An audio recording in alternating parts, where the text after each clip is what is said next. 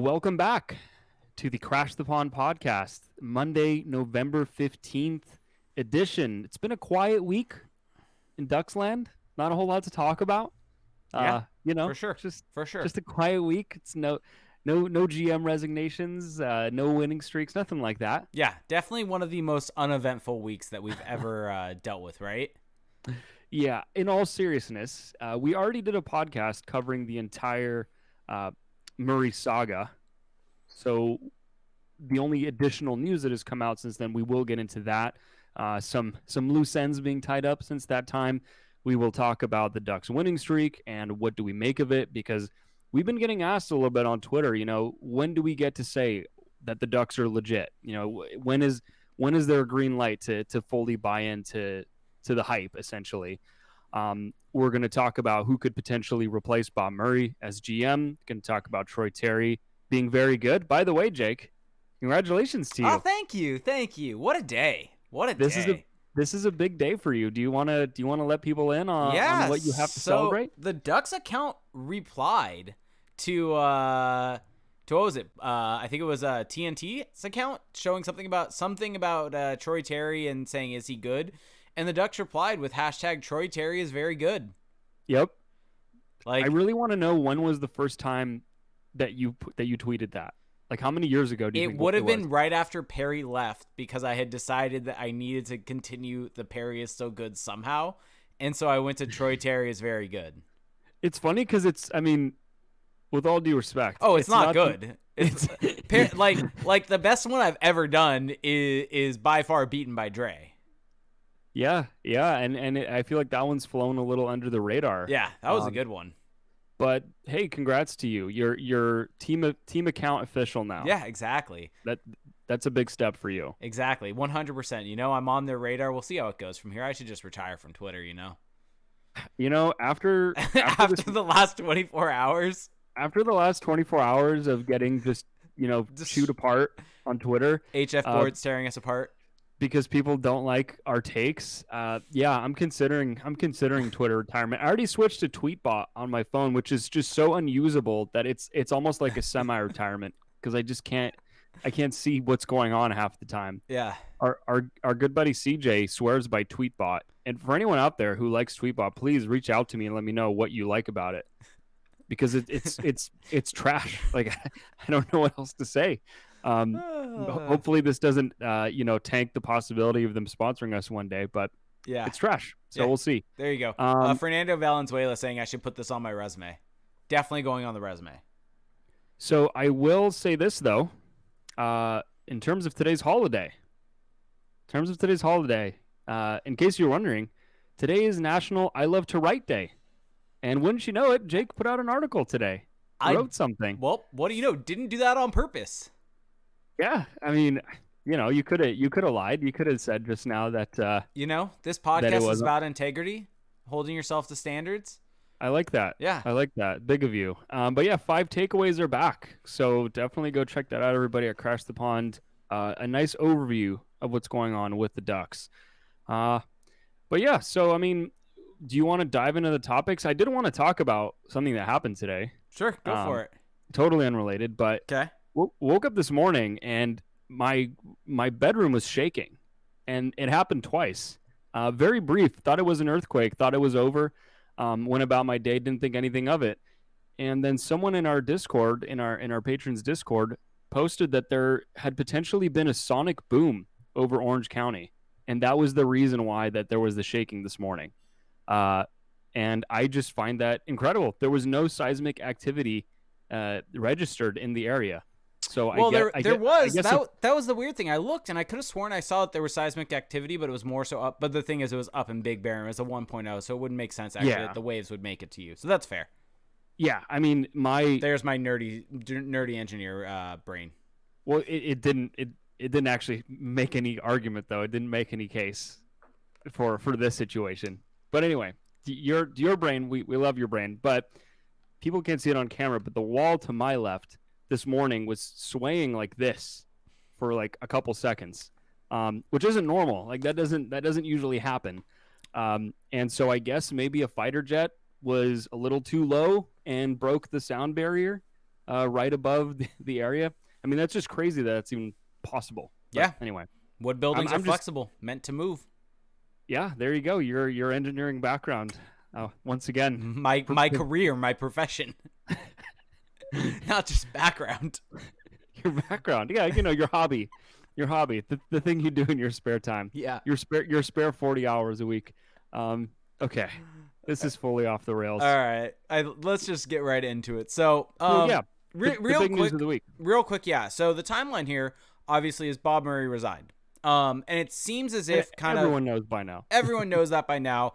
The timeline from, I guess, just filling in the gap from the last time that we recorded until now, where he was put on administrative leave. It sounds as if from kind of the different reporting that we have from Frank Saravelli, Emily Kaplan, kind of everyone that he left, I believe it was Vancouver, right? Where he was with the team. Flew back. Traveling with the team. With the team.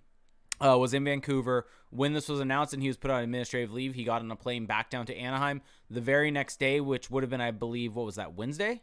Yep. I think, or maybe it was Thursday. I can't. The days are all blended together, but it might have been Wednesday. That was when it was reported that Henry Samueli was going to have a meeting with him. And I would imagine, and then kind of right afterwards, it came out that Bob Murray had resigned. And so one would have to imagine that the findings of the investigation, or the preliminary findings of the investigation, were reported to Bob Murray, and he was probably presented with the option to resign or see this investigation go all the way through, and decided to resign. And so that's a little bit of speculation on my part right there, but makes sense. Yeah, it's just kind of connecting the dots a little bit. So we don't really know still yet what the exact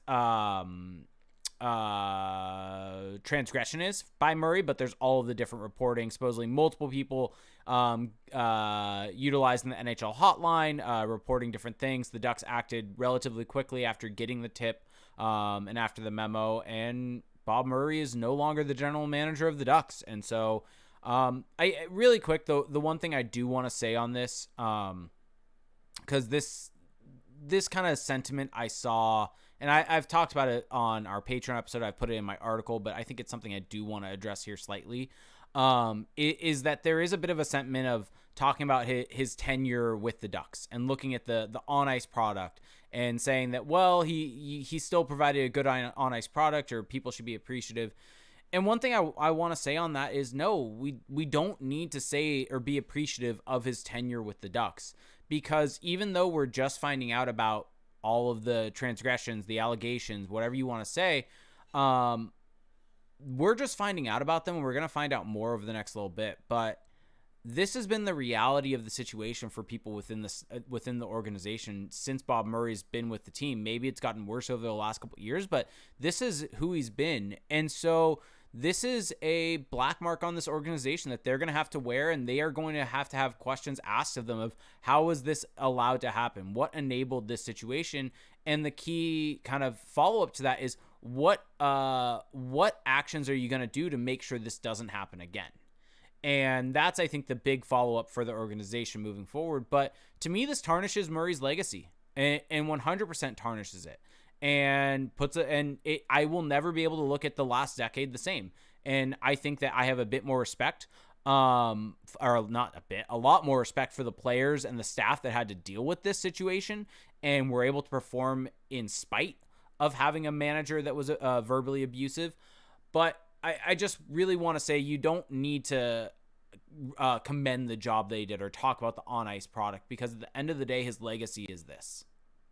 Yeah, I 100% agree with what you're saying, and I think that, in a lot of instances, people's reflex is to make sure to account for both sides, quote unquote, with the air quotes there, and to try to be fair and cover the entire picture. In this situation, there's no need to do these gymnastics to make sure that you give the kind of cursory mention of Bob Murray's on ice legacy with the Ducks. Like, this is a situation that we don't even know that much about yet, and it was bad enough for the Ducks to essentially get Murray to resign. And so I think that is what's most prescient at the moment, and it's okay to focus on that. That is the big news here. You can do the postmortems later about his on-ice legacy and what he accomplished with the Ducks, but like you said, this is a huge black mark, and all of those accomplishments now have to be viewed in a completely different light, and it takes away from them severely. Now, of course, we have to mention we don't know all the details. Yep. We don't know any specifics really, but we know enough to say that this something really bad was happening. And, the hope is that it wasn't bad to the point where people got hurt, but clearly it was bad enough to where it was described as toxic, daily mental warfare. Yeah. I mean, that just sounds like hell. Yep. So anyway, yeah, I agree with you. Like the both sides thing is just it's not needed right now. Yeah, and that's not something that we really addressed in last week's and I don't want to bash people who have taken that tact. Look, if you think that it's worth noting, it's worth mentioning at this point in time, by all means, but make sure that you also focus and talk mostly about what's come out in the last week. Yeah. So, yep. And if you are going to bring that up, you also have to mention that these allegations all occurred back then. That this is not something that is this isn't new. Yeah, exactly. That this was the reality for the players at that time. Yeah, this is at least a few years. Yeah. that it's been going on. Yep. Some of the allegations are from years ago, as has been leaked. So anyway, it feels weird that you and I have on this show talked so much about Bob Murray and his woes as the GM of this team and his actions that have really brought them to the point where they had to rebuild, and his failure to kind of properly address that rebuild really up until now. And there's a weird kind of like it's almost anticlimactic that it's just over now. It's just that's it. It's odd. We're never going to see Bob Murray with. I mean, who knows if we're ever going to see him near this organization ever again, let alone working for them. We may never see him in hockey again. Like, who knows, right? I mean, he's 66. Maybe this is what prompts him to retire. But it's just kind of weird to think that it's over. That the Murray era, just like that, in one fell swoop, has been nullified. I think it was on the Patreon episode that we recorded on the weekend, but if you would have told me, and now granted extenuating circumstances with this, but if you would have told me that Murray would be gone and Dallas Eakins would still be the head coach of this team, I would have been like mid-season. I would have been shocked. And I mean, it took an extenuating circumstance for this to happen. And so it's definitely a bit shocking. I do want to really quickly, before we kind of move on to some discussion about Jeff Solomon, unless there's anything else you want to add on this, I do want to read the statement from the Samuelis, because I think that is kind of important to get out there for maybe those who are maybe rely on us for a lot of information and maybe haven't necessarily seen the statement, but most likely that's not the case. But here it is. First and foremost, we apologize on behalf of the organization to anyone affected by misconduct from Bob. We expect every member of our organization to be treated with respect and will not stand for abuse of any kind. Bob tendered his resignation this morning while also informing us of his decision to enter an alcohol abuse program. While we do not condone his conduct, we fully support his efforts to improve his physical and mental health by asking for help. We will now begin a methodical, extensive search for a permanent general manager to lead us forward. We expect to complete this process no later than next summer. Yep. So, open timeline right now. Yep. Samueli's not committing to picking a new GM right away, which I think, as you pointed out on our Patreon show, the Ducks haven't actually hired a fully new general manager in 20 years? At least 20 years? Since 2005, since the Samuelis bought the team. Right. The Samuelis have done one, and that would have been Brian Burke, and it would have been 2005. Right, exactly. So 16 years. Yeah. Mm-hmm. So it's been a while, and I think it makes sense to approach this, as cautiously and as prudently as possible. Definitely. There's really no need to rush. You have an infrastructure in place. You have people that have been there a little bit. I do find it interesting, though, and we will get more into this topic. I mean, we might be able to just pivot right into it. I think you have that in our little schedule.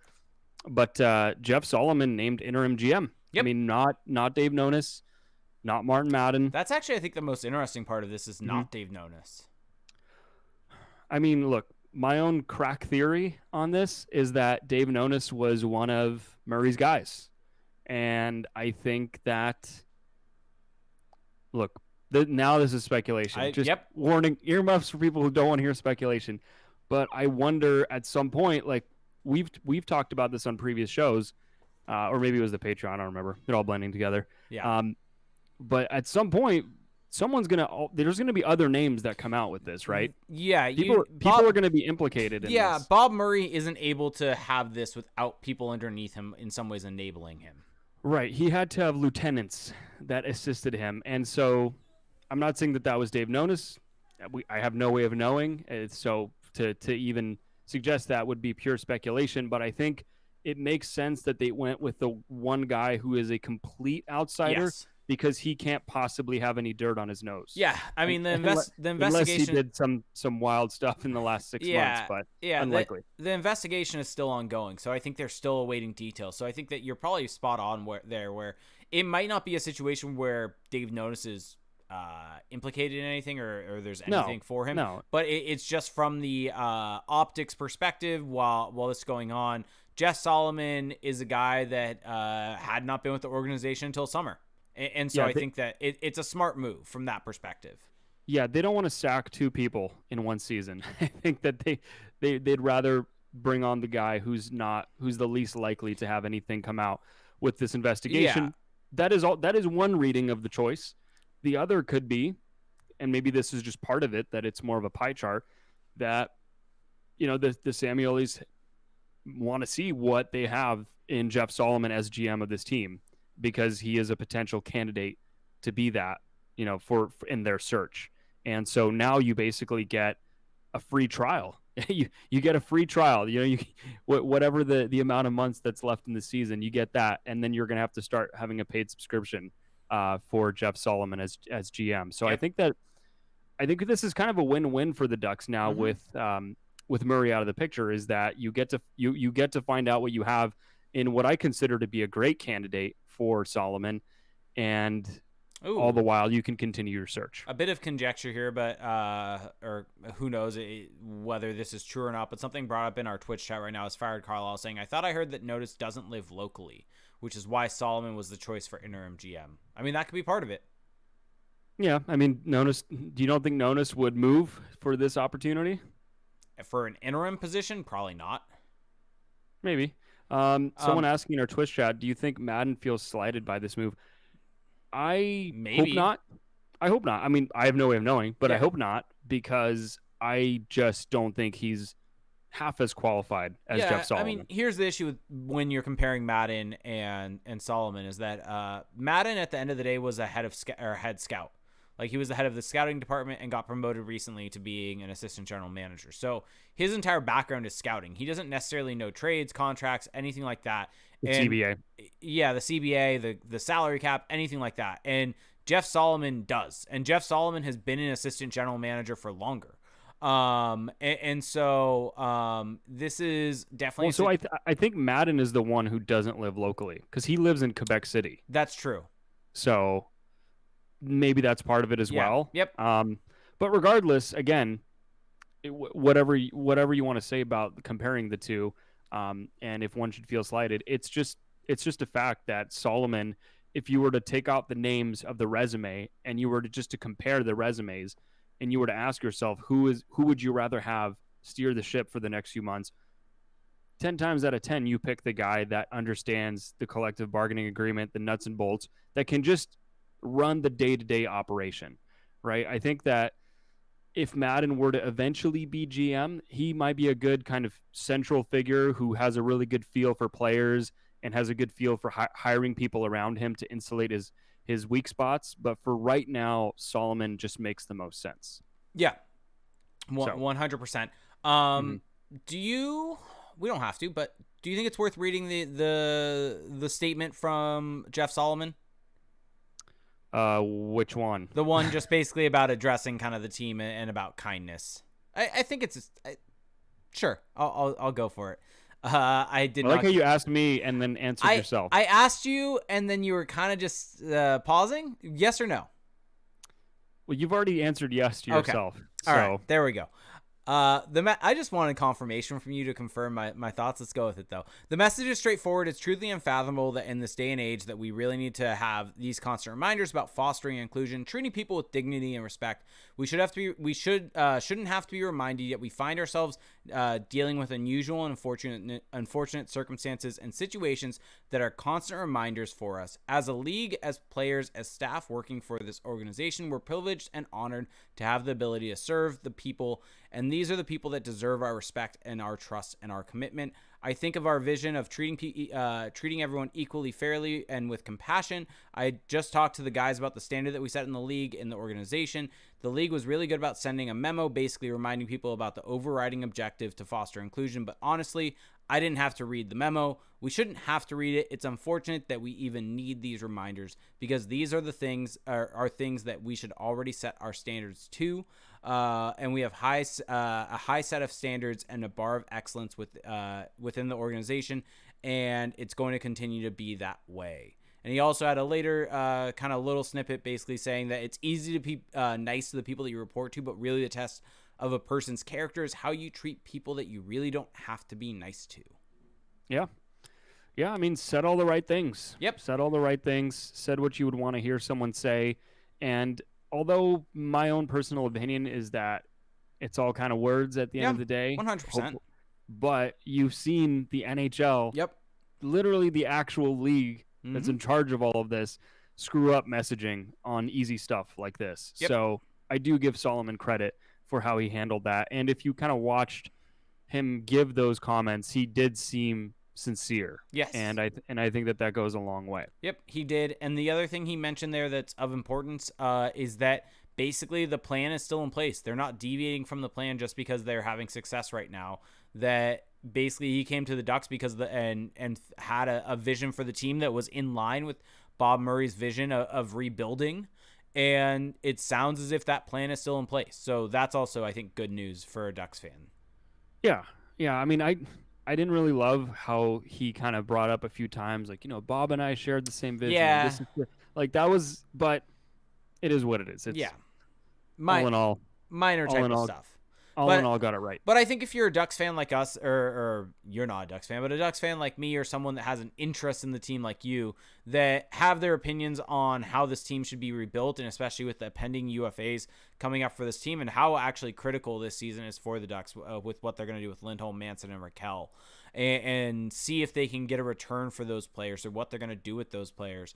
And I think if you have the opinion that we do that they should all be moved, or at least the two of the three should be moved at least, this was a good sign, because this kind of, I think, drove home that point that original plan is still in place. Right. So, yeah, I mean, all in all, it seems like the Ducks have put a pretty bad part of their history behind them in the last week. I think that they're not out of the woods yet, because surely more of the details are going to come out.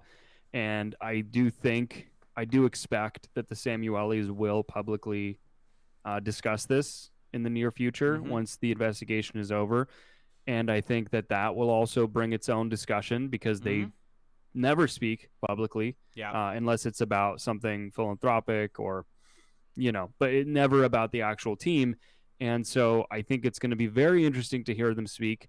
And when they do, we're going to have that discussion. And I think from there, it's probably going to go away for a bit. Now, we do need to discuss, though, who's going to be the next GM of the team, because that is the biggest question now moving forward. Yep. And, I mean, here's my opinion on what they should do. So this right now, I believe, or in my opinion, this is Jeff Solomon's job interview right now. If he is successful, then I think it's his job to lose.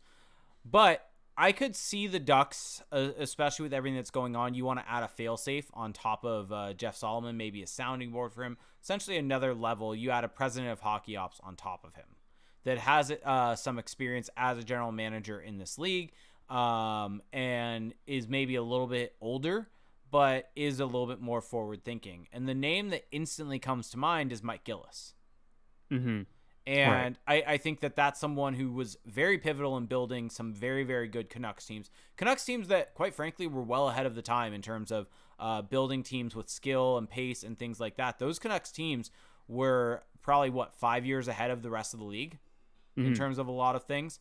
And so I think having a guy like Mike Gillis as your president of hockey ops would be a fantastic thing if Jeff Solomon is your general manager. Or another option is if Jeff Solomon's not great, you can almost reunite what was in Vancouver and interview Lawrence Gilman and have Lawrence Hmm. Gilman as your GM, who was an AGM to Mike Gillis. Hmm. And I mean, those Canucks teams were great. Right. Yeah, I do wonder what the structure of the management group will be in the future. Well, next season, the next few months, Yeah. because this is a point I think I made on the Patreon show, but it's that seeing how Bob Murray was able to centralize and really hold on to all of this power in his seat and expand that over the years, taking on another position as the EVP of hockey ops. Um, I think that maybe the Samuelis are going to tell themselves maybe it's better to have it be decentralized, to have a couple of people in charge as opposed to one, so that hopefully you can't have what happened happen again. So maybe that is the best case for a president of hockey ops to work alongside a Jeff Solomon. And I kind of think that that's an approach that we've seen do well around the league, right? You have a GM who plays a certain role, right? More transactional, nuts and bolts. Yeah. And then you have the president of hockey operations who is kind of the larger vision, the gut calls, right? And I think having those two working together, it could lead to great results. And I would have no problem personally with just Jeff Solomon at the helm, because even if there's no president of hockey ops, there's still assistant GMs. There's still different Yeah. guys who can fill different roles, right, with different types of expertise, right, with Martin Madden and his Yeah. scouting, different things like that. So it's not necessarily this big issue if there's no president of hockey ops. But and also for a franchise like the Ducks that some may classify as smaller market or lower budget, maybe they don't want to have Yeah. another highly paid position Yeah. That's a good in their point. front office. But I guess what would you do if it's your call to make, or does it just depend on who's available? Well, if I were doing this and it was my call to make, I would hire a president of hockey ops. Yeah. Because I just think that's the way the league's going. I think that's We'll just get more smart people in the room. exactly, Really, is what it comes down to. exactly. And so I think that getting someone who's smart and forward thinking that Jeff Solomon can bounce ideas off of is not a bad idea necessarily. And so I that's what I would do. I mean, looking at the names out there, really the only name, it's not necessarily even listed, but the only name I would really go after hard, and I mean, this is just my own opinion. There's no actual information here and no idea if he actually wants out of Carolina, but Eric Tulsky.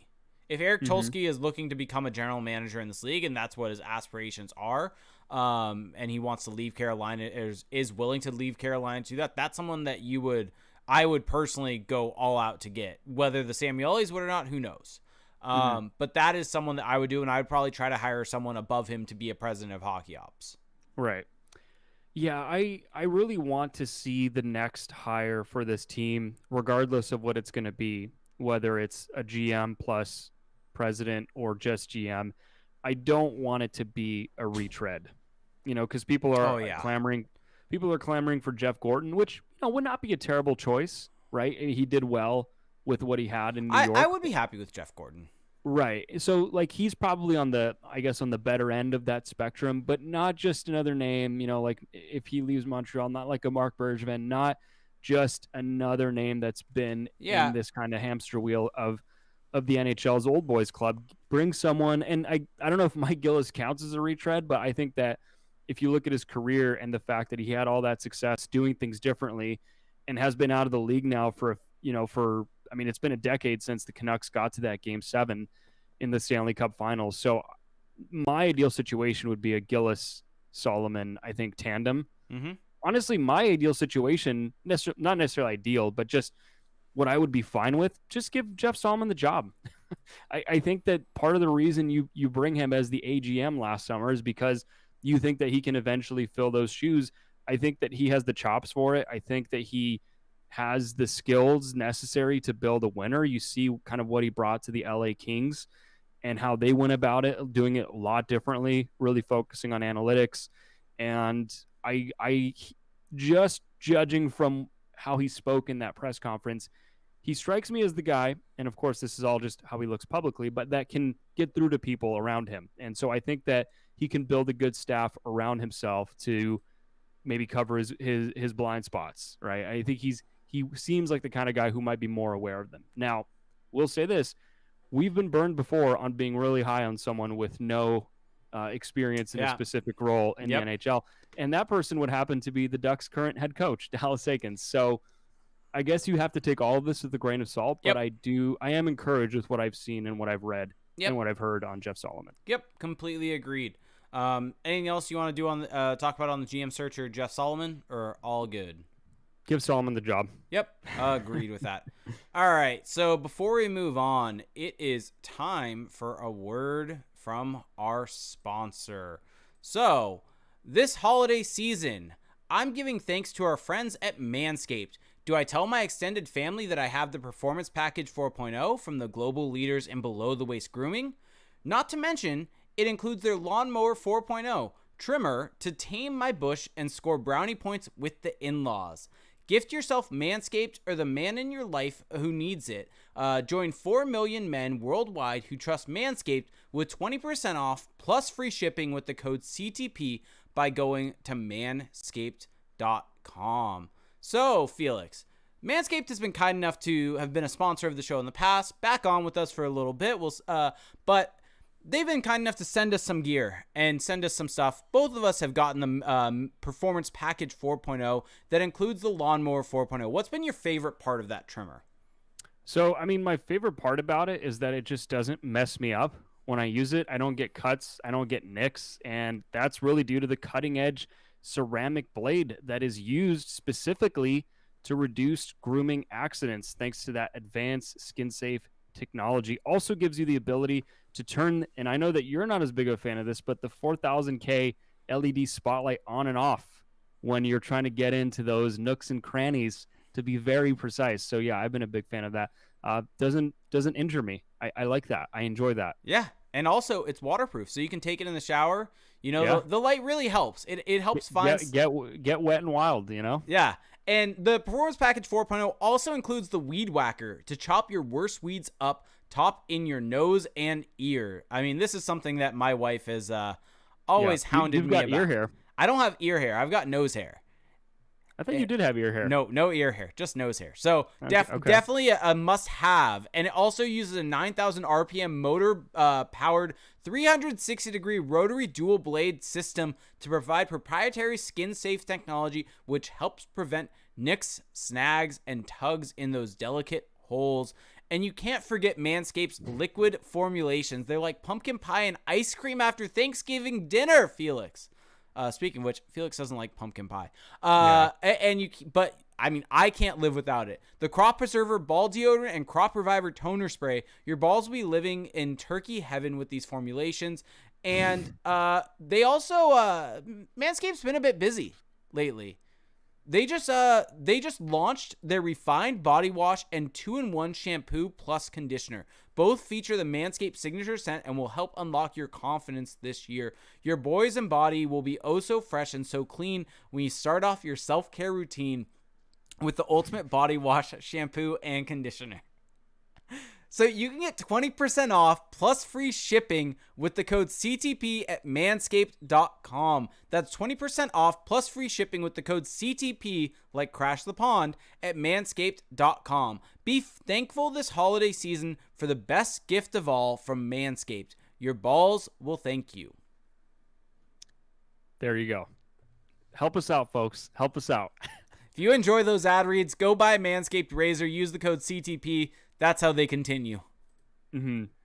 Yeah. I mean, I honestly think the product is good. So take that for what it's worth. Okay.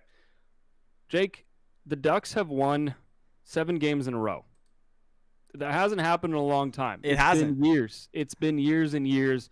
And we have been asked on Twitter, I have been asked at least, you know, when can we be excited? When can fans buy into the hype? I mean, I think, look, if you're a fan, just be happy when wins are coming in like that. and they're coming in despite, let's just call it, suboptimal coaching decisions. I think you just got to rejoice and be happy. That being said, though, we are asked to look under the hood and see if this Ducks team is for real. So before we dive into any numbers, before we, have the fine-tooth conversation, I just want your gut feel. Are they legit? Is this a team that, are the Ducks actually good? Is my question. Ooh, loaded question there. Answer it. Loaded question. I'm gonna go with this. Are the Ducks? Oh God, here comes the heavily couched. Oh, heavily prefaced. I'm hedging. Okay. Here's the thing. The Ducks are legitimately fun this year. And I think that is something to really take home, and it's something that, if you're a fan, to definitely enjoy. Now, do I think that they are going to continue the point pace they're on and continue to win 7 games in a row consistently throughout the season? No. But I think there are lots of signs of hope for this team that have not been there in years past. And I think a big thing is, if you look at their 5-on-5 numbers over the last little bit, they've been consistently above 50% in their last, 5 games. The only concern that I have here is that a lot of the teams that they've been playing of lately have been of the lower tier level. And so I think, from my perspective of, is this for real? I think this next week is going to be really critical for that, because they're playing 2 teams that are better than I think teams that they've been playing in the past, with the Carolina Hurricanes specifically on Thursday being a team that has been very good at 5-on-5 for this season. And if I'm just kind of looking right now, Caps. Yeah, the Caps are 5th in the league at 5-on-5. The Hurricanes are 13th in the league, both of them well above 50%. So these are 2 teams that are going to be they're dangerous. Yeah, they're more dangerous than who they've been than the shitty Canucks. Yeah, I mean, the Canucks, for instance, let me see. The Canucks are 29th in the league. Actually, the funny thing is the Kraken are decent. They're above 50%. So the problem with the Kraken is that they just have awful goaltending. Yeah, 100%. And that just tanks everything that they're doing well. Yeah, and they were missing some players, I think, when the Ducks played them.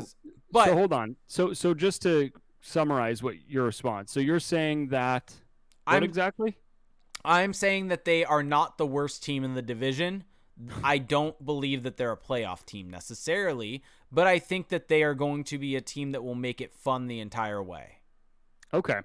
So I still don't know if you've actually answered the question of, are the Ducks actually good? But I'm gonna let you off the hook. What does good mean? Define good. So that's the thing, and that's what I'm gonna get into here. Is that, are the Ducks actually good? Are the Ducks a cup contender right now? No, they are not there yet. And I think most people would be fine with that. Even the biggest Crash the Pond haters would agree with that, because they're out there. We know they're out there. Found that out today. Fun times. That being said, though, are the Ducks a playoff team? Are they playoff caliber? I think that right now they have maybe crossed into the threshold of fringe playoff caliber in the NHL's weakest division. I think it's 50-50 right now. Yeah, so I think that, so are they actually good? I think that what you're seeing right now is not all smoke and mirrors. It's not all just, shooting percentage bender with incredible goaltending. John Gibson's been fine this year, but if you look at his numbers, his advanced numbers, his goal saved above expected is not that far above +2 zero. or something like that. Exactly. So they're not really riding hot goaltending, and their power play has cooled off slightly just in terms of how it's playing. So I think that they are actually yielding good results, good underlying results. I'm just going to lay this out there for that 7-game streak they're on. Mm-hmm. It started with Montreal. Montreal, 47% expected goals for percentage. Then they played New Jersey, 38%. Then the Coyotes, 57%. St. Louis, 53%. Vancouver, 56.7%. Seattle, 61%. Vancouver, 56%. So, the fact that it's 5 games in a row above 50% expected goals for percentage, I don't know if there was a time at all last season or the season before where that happened for this Ducks team, regardless of the level of competition. And so I think that is a sign of progress, is that these teams that they should be beating, that they should be playing well against, they have been. That's the thing that I think we have to give them credit for, is that, yes, they are beating some bad teams, but that has not always been a lock in the past, and they are now turning that into a lock. Like on Sunday, they were playing a Canucks team on the tail end of a back-to-back, where I think in the past it's a totally open question whether the Ducks can capitalize on that. Mm-hmm. And they wiped the floor with them. I mean, they made it. They did what they had to do, and that alone is a sign of progress. Well, so and we'll get into the specific, different players, but I think this team is better than what it's been. Yeah, sure. and here's the thing: even in the games where they're getting outshot, like the game against the Canucks, the one in Vancouver where it seemed like Gibson was under siege a little bit. They lost the Corsi for percentage battle, 41.62%. But they won the expected goals for, which shows that even when they're giving up shots against and they're bleeding some shots, they're keeping teams relatively to the outside and are winning the overall quality battle. And so I find that kind of interesting when looking at that. I mean, St. Louis was similar, where they got outshot, but they ended up much better off in terms of the expected goals for percentage. And so they're doing a good job of getting chances for themselves, while also when they are allowing shots, they're keeping them to the outside for the most part. There are obviously those chances that other teams are going to get, because that's just how it is. But they're doing a good job overall, and I think that this is a sign of progress for this team and something that we really haven't seen in a long time. Right. And I guess my question, and I will also point out, if you look at their numbers, if you just look at their raw numbers, if you go to any hockey stats website, they don't look that great. They're still kind of bottom tier-ish, maybe fringe middle of the pack in expected goals for and Corsi for. But if you look at their actual rolling differentials, and it's now up on hockey, that's now up on the screen also for anyone watching the YouTube video. They started off so bad, and so that kind of suppresses their overall numbers. But they have been trending basically up the entire season, and now they've been well above break even for a good stretch. That being said, we can't just throw out what happened in the beginning of the season, right? No. I mean, we can't just pick and choose which part of the sample is the most meaningful, but there is something to be said for the fact that the trend is going in the right direction. Correct. And I think that that's really important here, is that the trend's going in the right direction.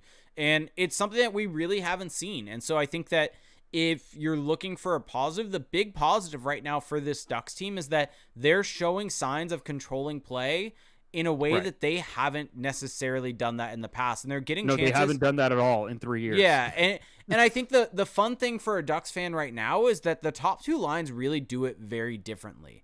The Getzlaf line really kind of, it's a mix of whether it's a clean zone entry or a dump, but they're a team that wants to have the puck in the offensive zone and create chances off of having the puck in there, because Getzlaf is just so creative with the puck on his stick that they can have offensive zone time. Whereas Trevor Zegras, on the other hand, now granted, we'll get into a little bit more of having Deloria on his line later, but you look at how he's dangerous, and you look at, for instance, the third goal of last night's game, or the third point for him from last night. That's on a rush chance where it's kind of flipped out. He's able to get it, and it's him and Milano going in on a 2-on-1, and he has the spinning behind the back pass basically to find Sonny Milano, and it happens on the rush. And that's where Trevor Zegras lives and dies, is on the rush. And so it's fun because you have two different lines that really creates offense in different fashions. And I think that's entertaining because, it's variety for you and allows you to enjoy different types of hockey all at the same time. Yeah, absolutely. No, that is a good point. Now, before we go heavily into the players, I do want to ask you, look, you just made the case that the Ducks are better this year, that they have been playing better. Does Dallas Eakins get any credit in your mind for that? Because he is the head coach of this team, and where we criticize him, right, when things go poorly, when poor decisions are made. And we're gonna have criticism for him later. Don't worry. How much credit do you give him for this turnaround? I think you have to. I mean, if we're going to be critical of him in the way that we're about to be in terms of his micromanaging of various different situations, I think by that same fashion, you have to give him credit for putting Terry and Getzlaf together, for some of the changes that he's done. There may be some squibbles about how Draisaitl's been playing, but that pairing on the whole has some decent, some solid numbers. Yeah. And so has Fowler and Manson. And so I think overall there are little issues that you can kind of identify, but on the whole, I think Dallas Eakins has been much better this season than he has in the past. And so the real question, I guess, comes up is how much of the change in success has to do with age-related improvement in players. How much of it has to do with Dallas Eakins now playing better players, because we don't see Sam Steele playing 16, 17 minutes a night. Instead, we're seeing Isaac Lundestrom get those minutes, and Isaac Lundestrom is doing a much better job than Sam Steele ever did with those minutes. And so I think it's a mix of aging for the younger players, but I do think that Dallas Eakins deserves some credit here. Yeah, so it is still a bit of a mixed bag because there have been things that have, because I guess when you ask, do you give Eakins credit? I think you have to be able to point things that he has done that have worked out, that have helped spur on That's fair.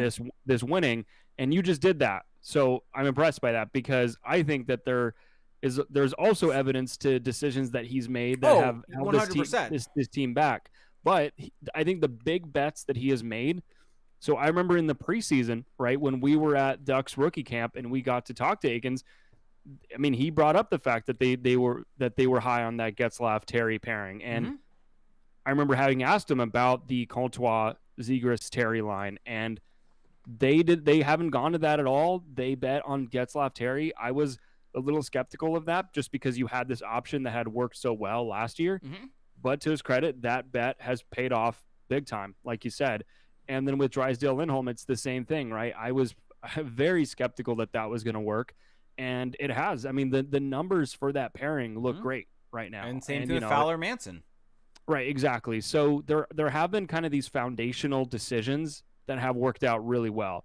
The stuff on the fringes is, I think, where you can levy a lot of the criticisms for Eakins, but I guess the core stuff, which is just playing your better players more than your bad ones and getting the high-end, high-usage lines and pairings correctly, he has done that. I think and also to his credit, he has given Newell Brown and Jeff Ward full autonomy for constructing the power play. Yeah, and I think the minor things, and I don't think they have that big of an impact overall in terms of the 5-on-5 play, but I think they're more so.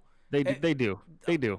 The Laurier on the second line. That's fair point. I was more so thinking about the fact that Zegras didn't play at all in the final 10 minutes, and that wasn't going to necessarily impact that game because the Canucks 9:58. 9:58. Yeah, like that's a poor decision. But kind of where I was going with that is those are poor decisions. I guess maybe this point doesn't necessarily stand. I'm gonna back off this point. Sometimes you just gotta eject. Okay. Wow, mid take just aborts the take. Okay, well, so I do want to say that because people harp on us all the time for being overly critical of Eakins, and I think that when we do criticize him, it's always based on stuff that's actually happening. It's not just there's facts for it, pulling it out of our asses.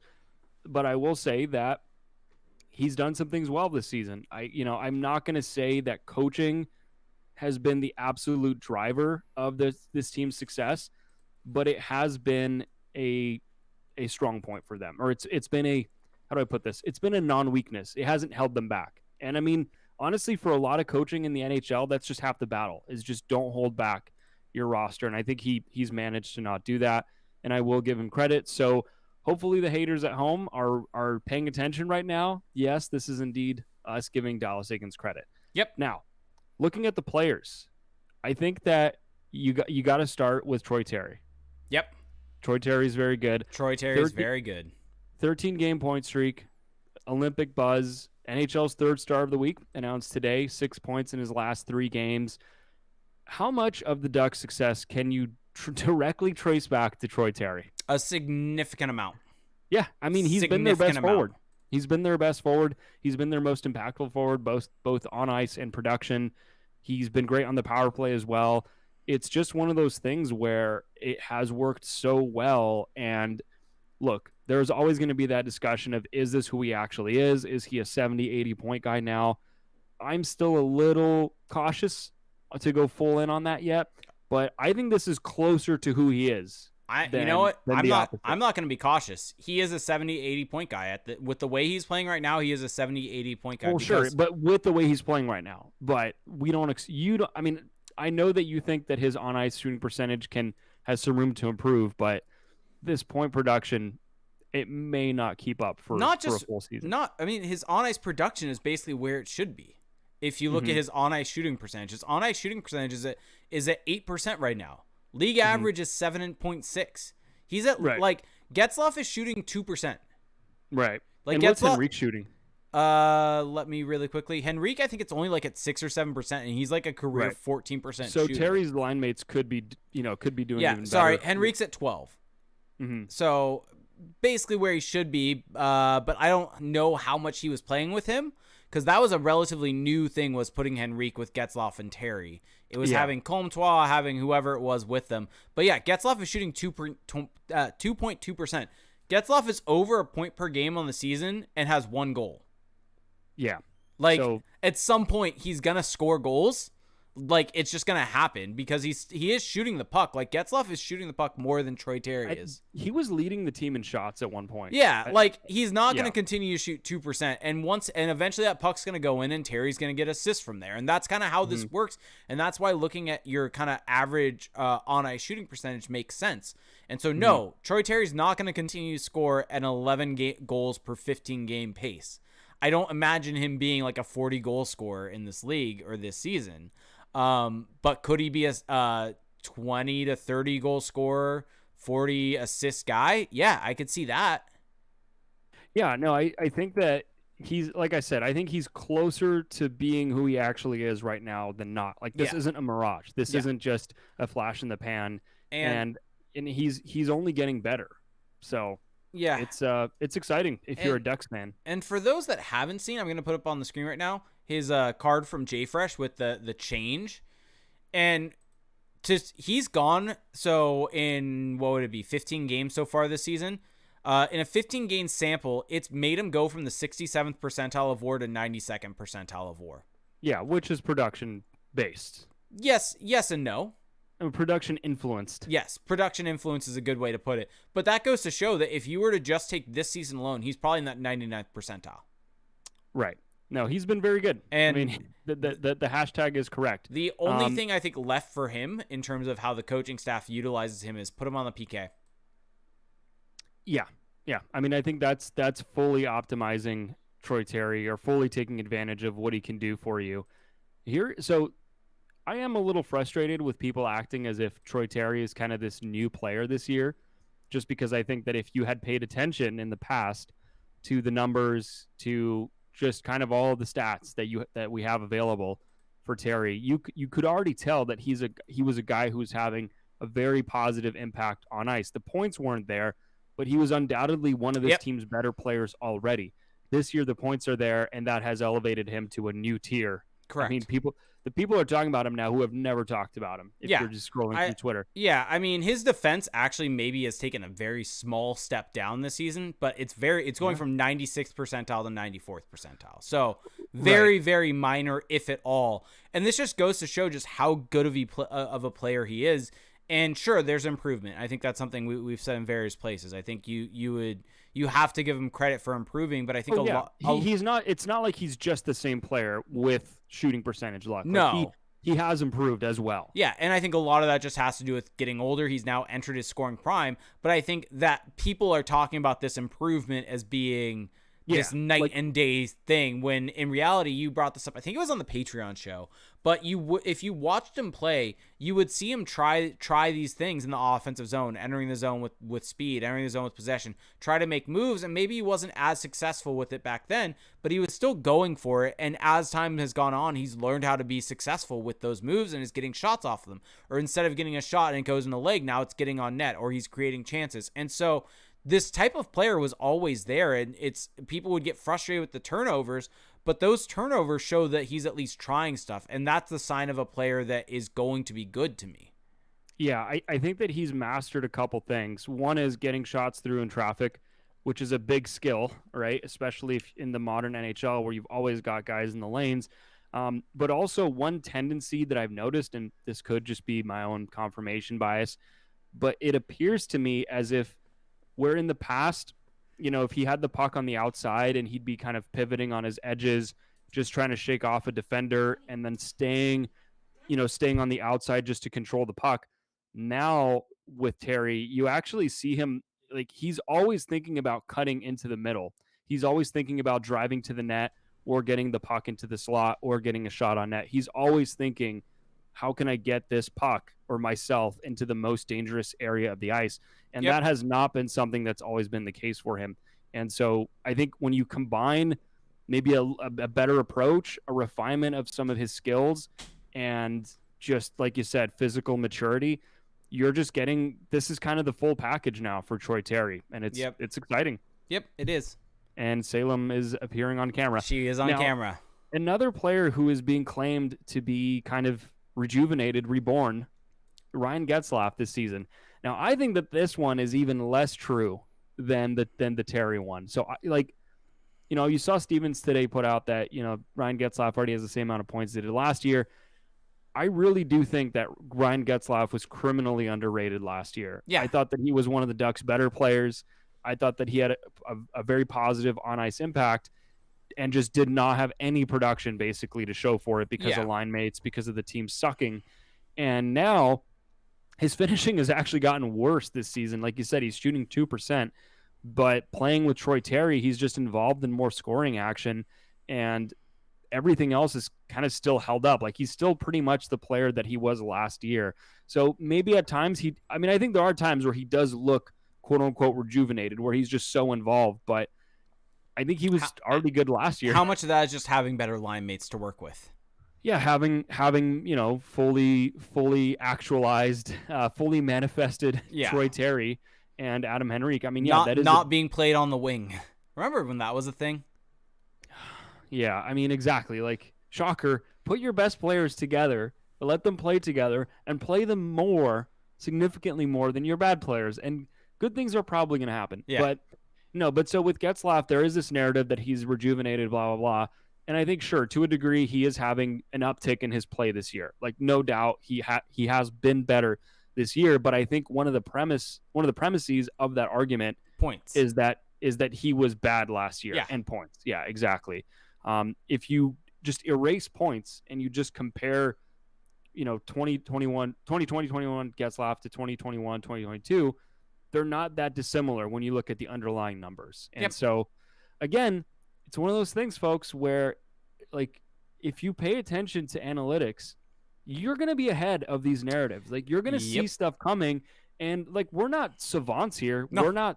We're not soothsayers. No, we're not the people like making up. We're not the people building models. We're not the evolving wild twins. We're not Micah Blake McCurdy. We're just, and I said this on the Patreon, and I probably said that at least 4 times now that I've said something on the Patreon. But, like, if you only look at points, you are going to be at the mercy of shooting percentage swings, and your analysis is going to be really limited to whatever's kind of the latest swing or fluctuation. Mm-hmm. If you look at the stuff that's less noisy, you're going to be able to separate what's BS and what's not more easily. Yep. And so that's why, like, I love watching hockey, and I consider myself, like, I want to see the game first, but stats is just necessary to really understand the game at its highest level. And I've always said this. I think that stats allow you to challenge what your eyes see. And yeah, so exactly, because I used to not look at analytics at all, and as it turned out, I was wrong on players all the time. Yeah,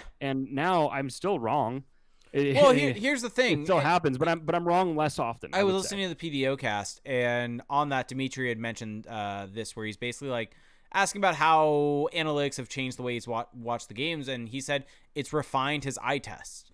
And because it's like what matters and what doesn't. Yeah, exactly. What drives winning? Exactly. Or scoring. Exactly. And so by understanding these numbers, you know what you should be looking for, because at the end of the day, the reason why we look at these numbers it's been statistically proven that these numbers correlate more so to winning than other numbers do.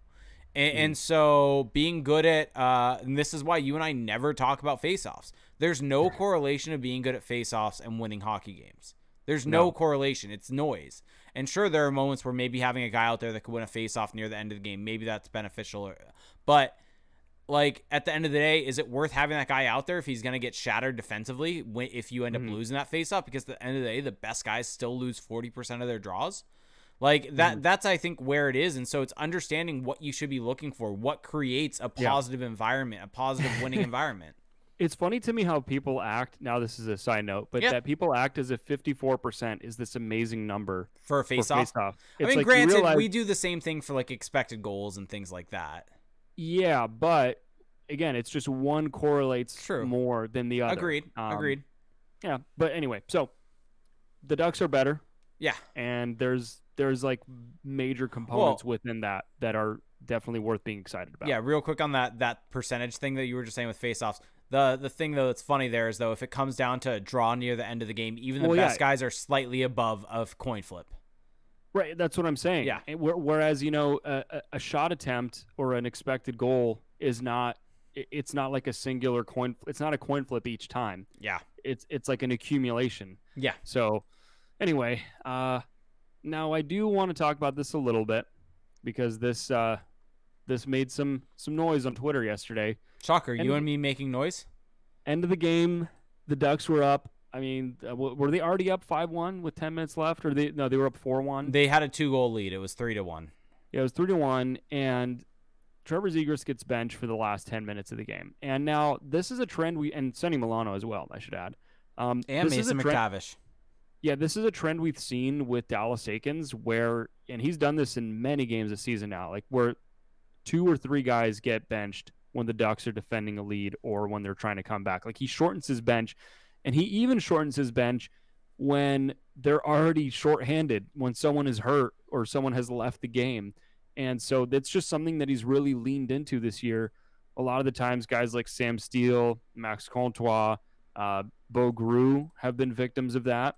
And last night, it's just the musical chairs fell on Trevor Zegras. And my own opinion on this, very simple, is that I just don't think that this is going to help the development. Dallas Eakins said today that, I mean, what did he say? It was just a word salad, honestly. That just, right now, we're just trying to close out games. Focusing on the team. Yeah, here I'll get the quote. Yeah, pull up the quote, please. Yeah, it's worth. Let's at least get his. So here it is. But the thing is that because basically Eric Stevens is framing the fact that Trevor Zegras during the while he was mic'd up on the bench had said to Troy Terry, it was in the second intermission when you and I were doing a watch along for. He had mentioned, "Isn't it sad? I've never actually had a hat trick in my entire life. Isn't that sad?" And so there's no way that if he was telling Troy Terry that, there's no way that wasn't relayed to Dallas Eakins. But Dallas Eakins had this quote. But the thing is, we're about a team about team, and I would love that young man to put one in an empty net and have a hat trick, but we want to get really comfortable locking down these games with certain guys. If we're down in a game, hey, Z's going to get a lot of ice time. Right now in his career, we've got other guys that their jobs are to lock this down, and they did a hell of a job of it. That last 5 minutes, 6 minutes was impressive what we did there. Yeah, so the problem with that argument is that the guys he's trusting over Zegras are not actually better than Zegras defensively. Yep. The only centers better, I mean, Lundestrom and Getzlaf are better than Zegras defensively. Mm-hmm. So Derek Grant had more minutes than Trevor Zegras, and he is one of these anointed, trusted players down the stretch. Nick Delorier is also one of them. Nick Delorier is good defensively, but doesn't bring you anything offensively. Mm-hmm. And so, I'm all for, trying to win, just close it out and secure the win. But at the same time, Dallas Eakins needs to not lose sight of the fact that, yes, the Ducks are trying to win games. They are trying to, maximize their potential right now. But at the same time, this is still a development season. And there is a bigger end goal here of getting these younger guys to the point where they can contribute when they're in those situations, when they're in a game that's on the line, in a high-stakes game. And I just don't know how it's possible to gain that experience if you're sitting on the bench for 10 minutes. And let me bring this up. So not even one shift. Even one. You bring it up. Trevor Zegras played 8 minutes and 58 seconds at 5-on-5 last night, which is just criminal to me. But here's the thing. If you want to make that argument that Dallas Eakins is making, which I have issues with, and I'll get into that. But if you want to make that argument and utilize that for why he's not out there with the empty net, you have a 2-goal lead, 3 minutes left, sure. But from 10 minutes on, that's the problem. Here's the issue. Trevor Zegras last night was on the ice for 90% of the expected goals for the Ducks. While he was on the ice, the Ducks got 90% of the expected goals for. He was on the ice for 0.06 expected goals against. He was on the ice for only 2 shots on goal against. Like, it's not one scoring chance against, no high danger chances when he was on the ice against. So it's not as if he was poor defensively and it was up and down fire wagon hockey when he was out there. This is a kid that had dominating. This is a kid that had 2 goals and assists, having the best game of the season, probably one of the best games of his career. And what do you do for him? You bench him with 10 minutes left in the game? Like, That's the part that doesn't make sense. Even if you want to say we have our guys, we have our penalty killers, we have those guys out there with an empty net to really kill off the game.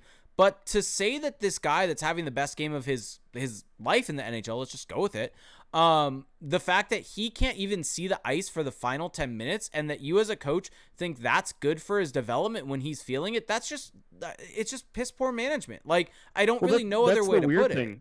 That's the weird thing, is that Eakins is hailed as one of those guys who just gets who gets people, who's a great communicator. What does that do for his confidence? Like, how is this rewarding a player who's having a fantastic game? Like, you want to reward a guy for having a great game, not punish him. And well, also, I mean, it's just bad logic. Like, Trevor Zegras is the reason you're up 3-1. Yeah, that too. So maybe play him more, right? Like don't. Dallas Eakins has tried to make this point this season that they're not sitting back anymore on leads, and it's like, okay, well, taking Zegras out of the game is hampering your ability to not sit on the lead. And here's the thing: this is against the Canucks, who are horrible, absolutely horrible. And you have it's not as if it's a 1-goal lead against a team that's been pushing play on you, really pushing against you. This is against the Canucks, who have struggled to get chances. You have a 2-goal lead, you have a comfortable lead.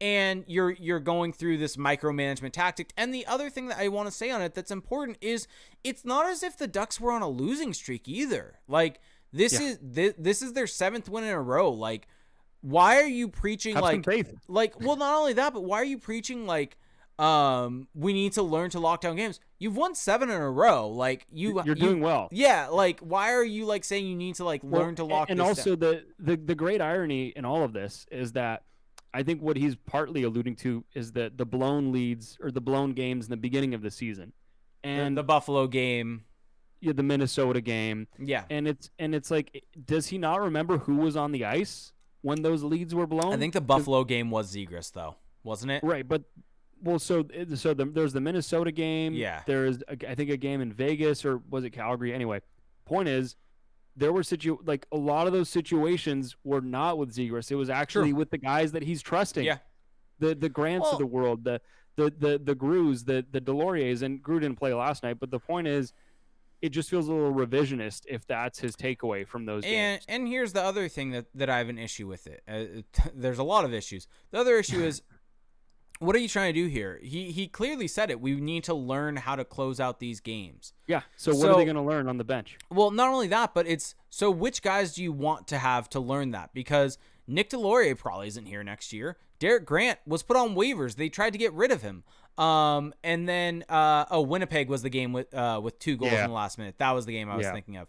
I think Buffalo was close. But Sam Carrick, the 30-year-old journeyman in the AHL. 29, sorry. Why are these guys out there continuing to get minutes to learn how to close out a game when they are not necessarily even going to be part of this franchise maybe in a couple months? Why is that a necessity? It just feels like he's losing sight a little bit of what this season is about. Yeah. They're in a rebuild, and I totally agree. You don't want to just hand guys things, but the thing is you got to learn somehow. His shot. Yeah, but he also earned his shot to close out that game. He was lighting the world on fire. Sonny Milano was playing great as well. So what do those guys have to do to earn the shot to be in the closing lineup? It's just odd. And, I think that, like I said, the Ducks are improved, but these kind of tactics from Eakins that we've seen, I think that people are getting the impression that because the Ducks are winning, everything that they're doing must be the correct choice. And it's like, no. Oh, yeah, that's what our mentions are trying to tell us. The sport of hockey is totally prone to variance, and you can win a game despite making a ton of mistakes, but despite making a ton of poor choices as a coaching staff, right? Just sometimes talent wins out. And so people need to not have this belief, because that didn't help the Ducks. That despite the fact that they still handily closed it out, this isn't us trying to find something wrong. This is something that just doesn't add up. And Trevor Zegras, when he has a 3-point game, should not have the least amount of ice time at 5-on-5 for right, all of your centers. Like that I is feel like not a anyone, like that's not a anyone statement that should should be able to said. agree with that. Yeah, exactly. Like this is not a bold take. This is not either of us reaching. This is not us gaslighting. It's not any of that. Like this is And us. it's not an analytics thing either. It's just common sense. Yeah. Yeah. And like I get it. Like people like want to be happy, and like that's why I said like sure, like be happy with the win, no doubt. But I think that it's it's okay. Yeah, oh, sorry, go ahead. Well, I was going to say it's completely okay to still want the team to be better. Like it's okay to want to have issues with how they're being managed still, even if they're on a winning streak. Because here's the thing. What was it? I think it was 2 or 3 years ago. It was maybe the first year under Eakins. They had a 5-game winning streak to start the season. How'd that go? Yeah, well, that's the thing. So there's a couple things there. I think that if you're a true fan of a team, I think you can separate being happy for a winning streak and recognizing that there are some things that can still be improved. Like one is not like these aren't mutually exclusive, right? Yeah. And so I also think that now this is a little bit of a darker turn, but look, it's great that the Ducks are in a 7-game winning streak. Good for them. They've earned it. At the same time, this has been one of the worst teams in the league for 2 years running. So 7 games does not erase that. Yeah. The 2 years are still there. And just because they've won the most recent 7 games doesn't mean that all of a sudden everything that they're doing is turning into gold, that everything is the correct decision. Fair. So anyway, and I would also add, because people have this belief as well, that, the last 2 years, those were just bad because injuries, veterans underperforming. No, Dallas Eakins was making some horrible choices last year that we covered in great detail. And look, would the Ducks have made the playoffs anyway? Probably not. But the point is, they weren't just bad because of that. The coaching did not help them. So I think people just need to be okay with having a little bit more of a critical eye. It's not going to hurt. It's going to sharpen your ability to enjoy the game. Yep. While still being able to have fun with these wins. Nothing wrong with these two things. One other thing to be critical on: get Nick Deslauriers away from Trevor Zegras. I mean, the numbers just like expected goals for per 60. So here's the question. Yeah. Here's the question, because we all agree on this. I guess what I'm more interested in is, who do you put there instead?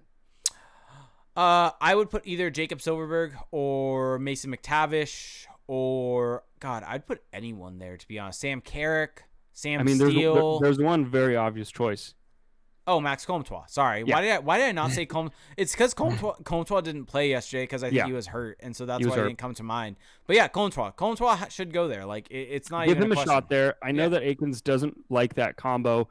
I mean, it's basically like the 3 guys that, like, Milano, Zegras, Comtois, the 3 guys he trusts the least defensively, or just in general, I guess. But really, give that line a chance. I mean, I think that Comtois, he needs someone that's gonna set him up. He's not going to turn things around on the 4th line, playing with Bo Guru and Sam Carrick. He needs to be playing with a playmaker that's going to bring out the best in him. And I think that's who I would go to. Yep. Or you put Comtois back with Getzlaf and Terry, because they still had good on-ice numbers as a trio, and put Henrique back with Zegras. I don't love Henrique with Zegras because I don't think the styles match up that well. But if you want to go that route, you can. Yeah, I mean, the numbers on that line, Comtois, Getzlaf, Terry, 57.1 expected goals for percentage. Like, they were dominant. Yeah, they were good. They just didn't get the bounces, or Comtois didn't get the bounces. So yeah, I mean, there's still things to be improved for the team, but they are playing better, and you can be happy with the wins and recognize that there's still things to shape up. Yep. Nothing wrong with that. Yep, exactly. And by the way, Zegras, Milano, Henrique, it was only 13 minutes that they all played together. 78% expected goals for percentage, though, over that time frame. Mm-hmm. So, expected goals for per 60, 5.4. Wow. I mean, granted, small sample size, 13 minutes, but tiny sample. But still, like, just interesting there. So yeah, anything else before we get into some questions? No, I think I'm ready for some questions. Let's see what the people have for us. All right. So I got some from Twitter, so let's get to those first. People in Twitch, we'll get to you in a sec. But M. Benvenuti asked, question, when in real life it is impossible to overlook the consistent horrible decisions. For this example, ignore special teams, line of questions, evaluating talent, setting young players up for success. Is Dallas Eakins a good excellent, basically kind of ignoring all of that, What is the question? Is Dallas Eakins a good X and O coach? I'm leaning more towards no. Okay. But maybe the answer is shifting towards yes because they're playing better. Yeah, it's possible. So yeah. So I mean, based on the last 2 years, I would say no. Yeah, and pretty safely. Hockey Rush says, here's a question for the podcast. How many first round and second round draft picks do you think the Ducks will have in this next draft? Oh, I saw that one. Well, so right now, I think, so right now they're missing one pick for this year. So I think they're probably going to add a couple. So you're saying first and seconds? I'm going to go with 4. So 4 total. Agree or disagree? Is 5 in play? I think 5's in play. Yeah, I think someone's getting extended, and so that's why I think I'm going 4. Okay.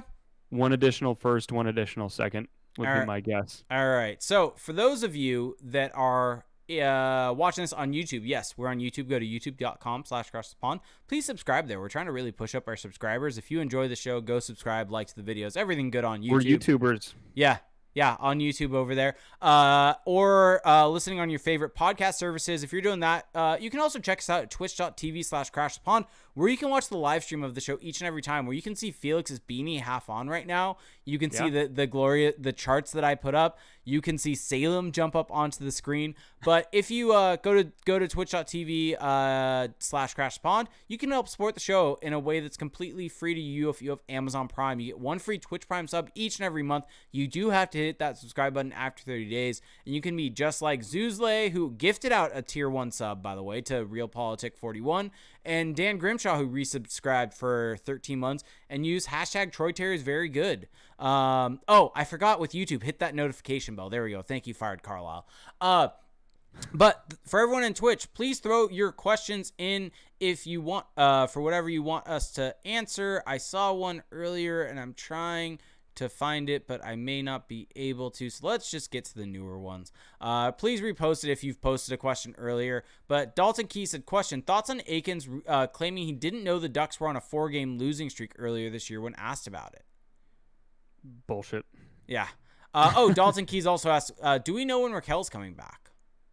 We don't. There's been nothing on that. Yeah. Unless I've missed it. It's been very, very quiet on that. So yeah, if Eakins didn't know that, by the way, I just want to get back to that. Coaches are known for being crazy, detail-oriented, obsessive types of guys. Like, that's just what's needed to be a professional coach. Mm-hmm. If he actually didn't know that, that's kind of concerning. But because of everything I said before that, I just don't believe it at all that he didn't know. Yep. Lewis chiming in with, as you can imagine, not necessarily a completely Ducks related question, but a Ducks tangential question. Not even a question, but a Ducks adjacent. Yeah, but more of an FYI. Honda Center has a new lager by Golden Road called Quack Attack. That's 3 Ducks themed beers now. Should we do a tasting on podcast? Oh, okay. Wow. Interesting. Had you not thought of that until right now? Because I hadn't. No, it hasn't hit me at all. Yeah, let's do it. If any of them, St. Archer, Brewery X, or Golden Road want to sponsor the pod, open to it. Let us know. Yeah. And let's see. J3 Gun asks, when do you think Perot gets called up? By the way, also real quick before you do that, our good friend Science Cat 108 just gifted out 5 tier 1 subs. Thank you so much, Jess. Means a lot. Thank you. So Jacob Perot over the weekend pulled off a Michigan in the game, and here's the thing that I love about this. If you go to Jacob Perot's Instagram, he has already made the picture of that Michigan his profile picture, and he did it in like the 8-bit filter, which I just love. I'll try to put it on my camera, people can see, but that is a pretty impressive move. I don't know if that was fully clear, but yeah. So kids got some confidence on him. Kids got some cojones factor on him. Yeah. As evidenced by the goal. Yeah. So The question is, when will he be called up? Despite the fact that he is torching the AHL right now, I mean, he's at 13 points in 10 games. He's above a point per game.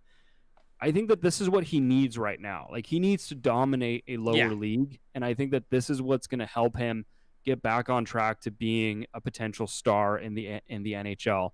So I am actually more inclined to just let this ride out, and maybe late in the season, if the Ducks are out of the playoffs, give him a late cameo. But I would say let him just enjoy this. I mean, look, do I think that he could help them right now? Do I think Jacob Perreault is a better use of a spot on a line with Zegras than Nick Delorier? Yes. But at the same time, from what I saw from him in the preseason, I do think that he needs some more seasoning, and that's why I think the AHL is just perfect for him. Here's my prediction for him. He stays in the AHL until World Juniors, goes to the World Juniors, lights it up for Team USA, comes back, is promoted to the Ducks after World Juniors, after Raquel has been traded. Wow. The sequence of events there. Very impressive. Any issues? Believable. Yeah, exactly. The him lighting it up in the World Juniors part. Believable. Yeah. Ryro 54. Raquel's getting re-signed. No. I just wanted to see your reaction to that. Sure. You look like you're in pain right now. I'm more just confused. No, he's getting traded. Ryro 54 says, if the Ducks actually trade for futures in this deadline, when could they finally be good?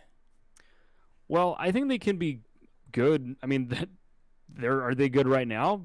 They're better right now than they were, but I think that they can be good as soon as next season. I think that they can push for the playoffs as soon as next season, provided that they have a solid off season, because you saw the jump that Terry made this year. Mm-hmm. And I think that they have a couple more of those on their way just on the current roster. Mm-hmm. They have some prospects that are going to make the jump eventually as well. They can build around those guys. They have a ton of cap space. So if they just don't screw that up, they can be in the hunt next season. So I think it's common. Yep, I agree. I 100% agree. And I think it's contingent on what they do with Lindholm also. Mm-hmm. I think if they can get a really good player back who's younger, then I think they're in really, really good shape. Mm-hmm. So let's see. Question from Fired Carlisle says, would you wait until after the season to name a permanent president of hockey ops or GM, or would you try and get that person in place before the deadline? Yeah, I think that they shouldn't be afraid to do it, sooner rather than later. I mean, you kind of want to get the show on the road. I think the problem is they have people they want to interview who they can't until the off season. Yeah.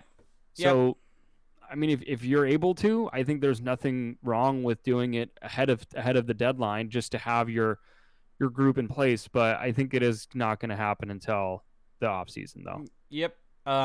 Goons Never Say Die says, just putting us on the spot. We kind of said this earlier, but do you think the Ducks are not a playoff team still, or do you still think the Ducks are not a playoff team? I still would bet against them making the playoffs. It's a coin flip to me now, which is a huge improvement from where I thought they were. Yeah, no, I'm definitely more in the camp that, like, right now they're at 54% probability on Money Puck, which is never thought I'd see that. I think I saw Micah had them at hockey, or from Hockey Viz had them at like 49%. And the team, like the division they're in is just so bad that there's not a ton of competition either. So part of me wants to say just give the level-headed. I would still bet against it, but you know what? Screw it. I'm in. They're making the playoffs. There we go. There you go, folks. You heard it here first. This actually there's a couple questions I'll get to after this one, but this goes in line with it. With that being the case, do you trade Lindholm or keep him? Trade. Well, I guess that's the argument for them making it, is that they're going to take an axe to the roster at some point. Exactly. Well, that's the argument for what do they do if they make it. I think you have to move Lindholm still. I think even if you're making it, you have to move him. Highest return that you can get of the three. And let's just say the name I keep coming back to, and not saying this is what would happen, but this is the type of name they should be looking at getting, is like a Sam Girard back. Yeah. Someone fits your timeline. Yeah, exactly. And so I think that would be what they would look for. Dalton Gee says, how many players will the Ducks have in the World Juniors? Ooh. It could be like, my bet would be right now 3, So 4, Pasajov, 4. I'm gonna go 4. Perot, McTavish. Yeah, and So that's Zellweger. 3. Zellweger 4. And there's got to be some Euros that we're forgetting right now. There's probably one of the late round picks. I think one of them Is Albin Sunsvik I going to be? think that's Albin Sunsvik, because he was on Henry, the Swedish. He was on the Swedish team last year. Yeah, is Henry Thrun going to be in there? Henry Thrun's too old. He's the Zegras draft. Timo Nickel Nickel might. for Austria, I think. Yeah. Ian Moore is 19. Yeah. So there's I a guess bunch. I think that those are the prominent names you want to look at, is those 4 though that we mentioned. Sam Colangelo's 19. I somehow always forget about Sam Colangelo. He's probably on the team.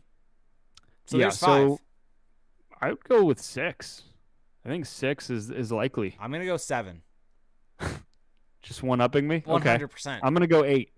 I don't know where the 8th is coming from. Okay, you can stand on that ledge there. I'll leave you be there. Blake McLaughlin is going to lie about his age and get into the World Juniors. He's going to get a fake ID and get in. There you go, folks. You heard it here first. Sorry, Blake. Yep. Sorry, Blake. Yep. You've been outed. Just a Rush guy said, "What do you guys think about Martin Madden for GM?" I think it could work, assuming that he's kind of properly surrounded. But I am a little skeptical, just because, again, like, I think being a GM nowadays isn't just about having an eye for talent, which clearly he does. If you look at the Ducks draft record, it's more technical now than I think it used to be, and that's why I think I would lean towards someone else. But I don't know his proficiency with that stuff either. We just have no way of knowing. So, like, it's hard to completely answer these questions.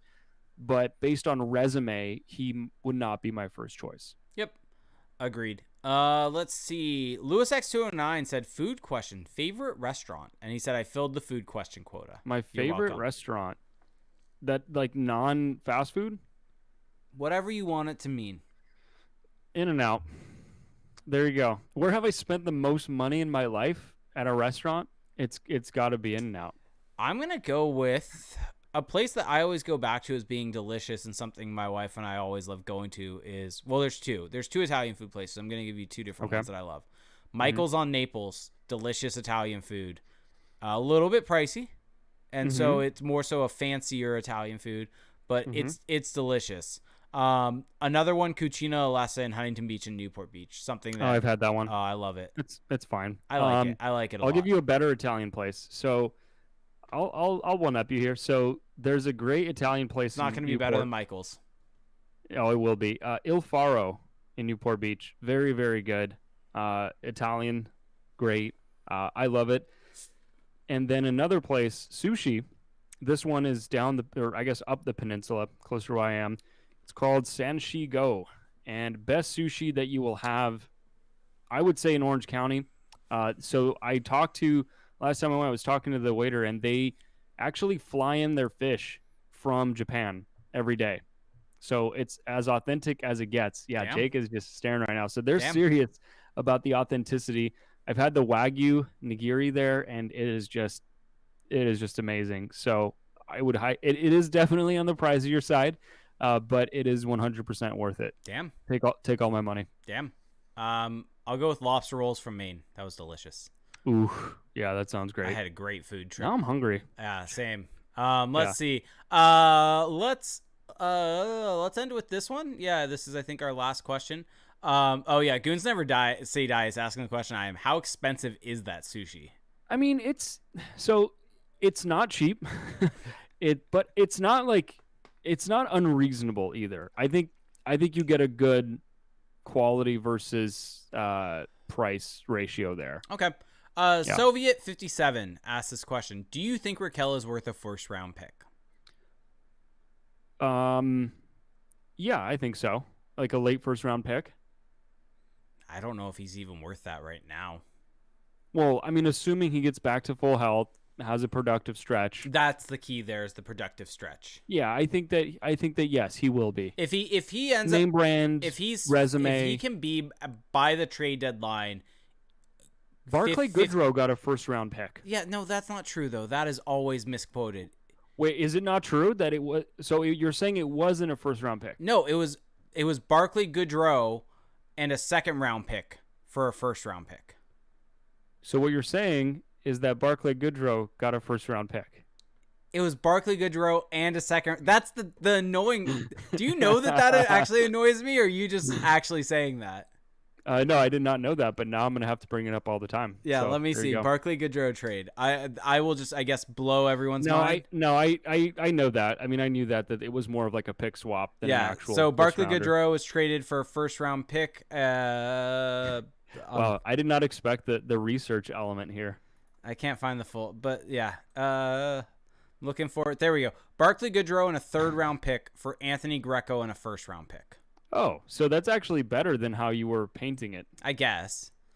No, like unquestionably. Anthony Greco's an AHLer.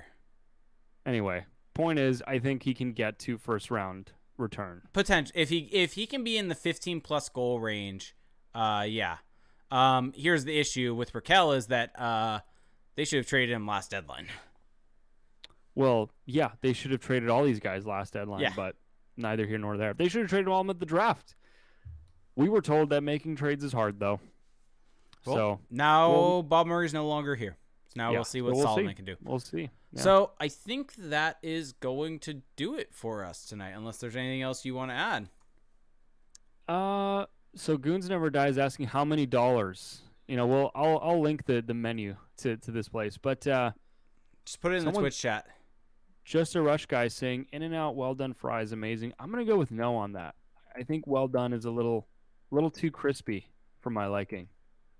Gotta go a little less. But yeah, I've got nothing else unless you've got some other topics, hard hitting topics you want to get into. Nope. Okay. Well, on that note, we are gonna get out of here, folks. So if you've been enjoying the show, if you enjoy what we do here, there are definitely a few ways for you to support us. The number one way is going to be through our Patreon page at patreon.com/crashthepond. You have 3 tiers of support of monthly pledges that you can make. So for $1 a month, you can have access to our patrons only Discord chat, which is just an awesome place. You get to connect with some diehard fans, just honestly nice people who are there to have a good time, to just discuss the Ducks, to talk about any random thing. We have a general chat, hockey talk. Yes, there is a wrestling chat, much to my chagrin. But it's just a lot of fun. And honestly, just that alone would be worth it. If there's breaking Ducks news or in-game, we will be chatting in there about what's going on. And then next tier of support is for $5 a month. And that is where, yes, you do still have access to the Discord chat, but you also have access to 2 bonus podcast episodes a month. And that is where we will be more unfiltered, let's just say. We will also get into deeper topics, league-wide. So we'll do like rankings. We'll pick our award winners. We will just go a little more wider scope, or like we did on the last one, when there's something big going on with the Ducks, we will go even deeper on that, as we did with the Murray news. And that's 2 bonus episodes a month. And this month there's actually 3. So it's a good time to get in on the action. For $15 a month, you get access to everything I just talked about, and you also get access to 2 live watch-alongs a month. So that is where, when the Ducks are playing, we will have a feed of Jake and I commentating on the game, having a good time. These are definitely pretty laid back, but we give you a different feel for what to look for during the game. So it's not just your usual commentary that you get on TV talking about face-offs, plus minus. I quiz Felix on music during intermissions. Yeah, so the a little bit off. Felix thinks Lupe Fiasco is Kanye West, is what I found out. Oh, get out of here! That's unproven. But anyway, so yeah, so those are a lot of fun, and I think, and we also have a chat going on during those. So we give you a private YouTube link, so you get to interact with us as we're doing it. So that's all at patreon.com/crashthepond. Highly recommend that. But that is not the only way to support us. You don't have to pledge any money. You can actually help us out for free. You can leave us a rating and a review on Apple Podcasts. And if you do leave a review, we will read it on the show, as I will read the latest one we got. So yes, we do have a new review. This one is from D-Ways BMF. Hopefully I'm getting that right. Very short and sweet podcast review. Good is the title, and then in the description is podcast. So I think what that review, that 5-star review adds up to is good podcast. Hey, So I'll you know take what? it. Short and sweet, right to the point. I can get on board with that. Yeah. So find us there on Apple Podcasts. Just search Crash the Pond. You don't even have to leave a review. You can just leave us the 5 stars, and that helps us quite a bit as well. You can also find us on Spotify if you're not on Apple Podcasts, really wherever you get your podcasts. And we're also on YouTube. Jake talked about that, youtube.com/Crash the Pond. You can see the video feed of the show that we do on Twitch. You can see the charts. You can see our faces. You can see all the stuff that goes on as we are trying to get through the show. And that's at youtube.com/Crash the Pond. Make sure to subscribe and turn on your notifications. Outside of that, check out our website, crashthepond.com. There's Jake's article up there right now, which you should definitely go check out. 5 takeaways. CJ has his goals of the week that have been going up of late. Kind of got sidelined a bit last week with all the news that came out, though. Yep, and we have great recaps that go up after every game with our awesome writing staff. Yep. So shouts to Eric, Mike, and Bob for cranking those out yeah, far this season. Those are hard work, so definitely thank you guys for that. And that's all at crashthepond.com. You can find the links to those articles on Twitter at Crash the Pond, and on Facebook, just search Crash the Pond. Jake and I are on Twitter. Jake is on Twitter at ReindeerGames91. You'll get some great wrestling content there. And I am on Twitter. It was a great show on Saturday. Great show. That's all I'll say.